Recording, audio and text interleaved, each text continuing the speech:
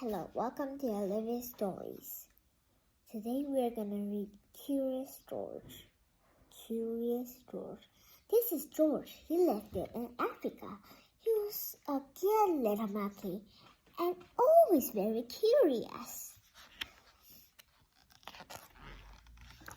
One day, George saw a man. He had on a large yellow straw hat. The man saw George too. What a nice little monkey, he thought. I would like to take him home with me. He put his head on the ground, and of course, George was curious. He came down from the tree to look at that large yellow hat. That hat had been on the man's head. George thought it would be nice to have it on his own head. He picked it up and put it on. The hat covered George's head. He couldn't see. The man quickly popped it into a bag. George was caught. The man with the yellow hat put George into a little boat.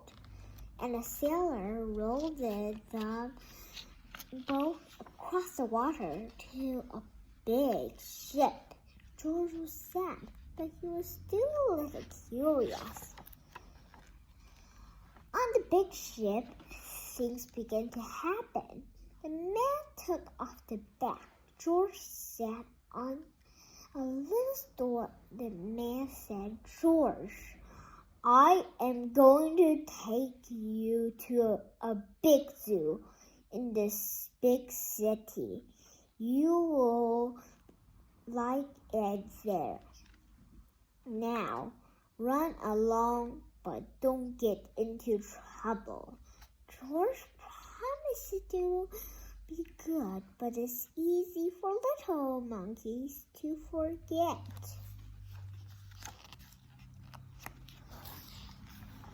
On the deck, he found some seagulls. He wondered how they fly. He was very curious. Finally, he had to try. It looked easy, but what happened at first? This, and then this. "Where is George?" The sailors looked and looked it. At last, they saw him struggling in the water and almost all tired out. "Man overboard!" the sailors cried as they threw him a lifebelt. George caught it and held on. At last, he was safe on board. After that, George was more careful to be a good monkey.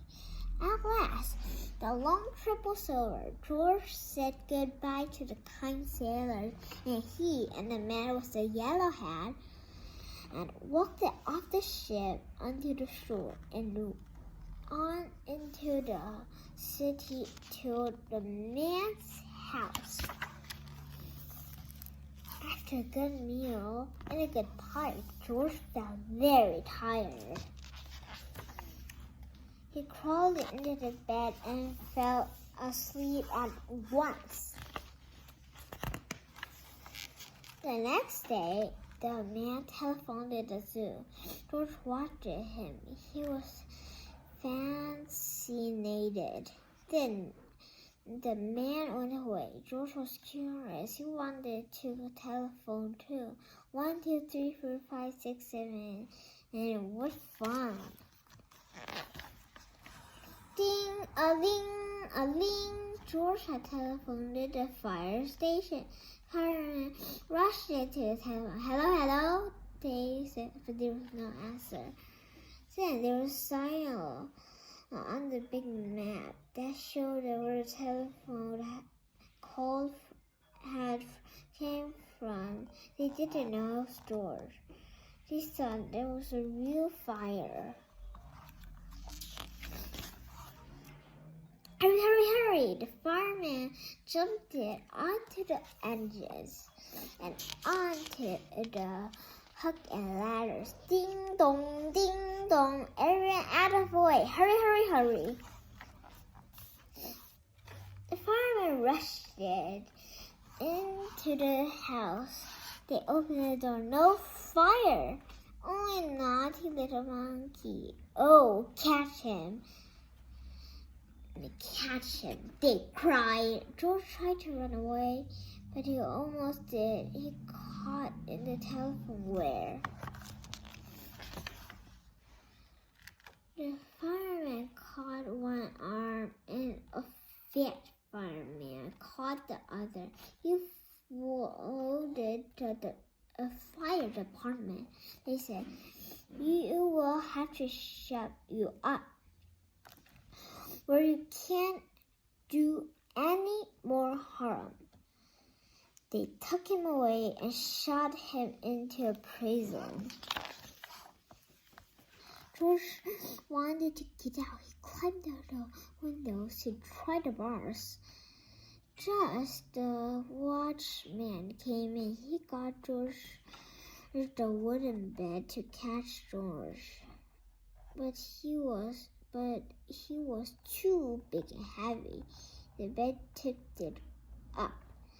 The watchman fell over, and quick as lightning, George ran through the door. He hurried through the building and out on the roof. And then he was lucky to be a monkey. Out he walked onto the telephone wires.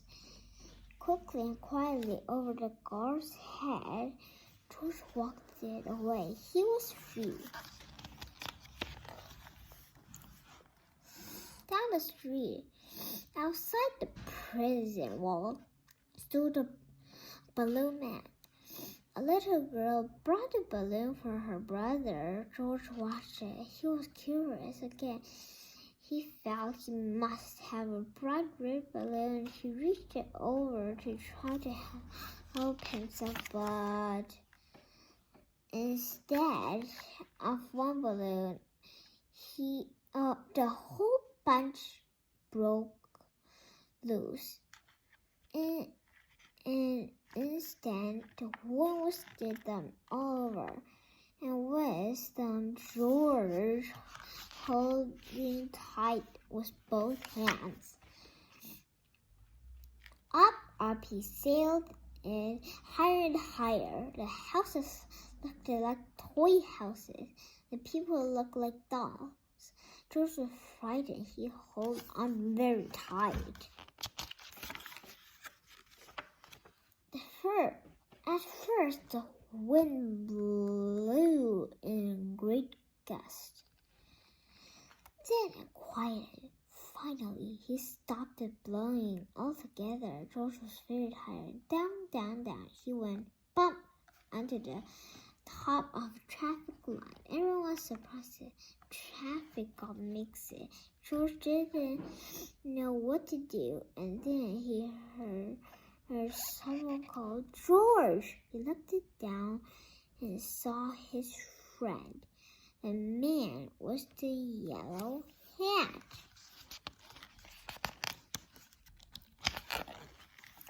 George was happy. The man was happy too.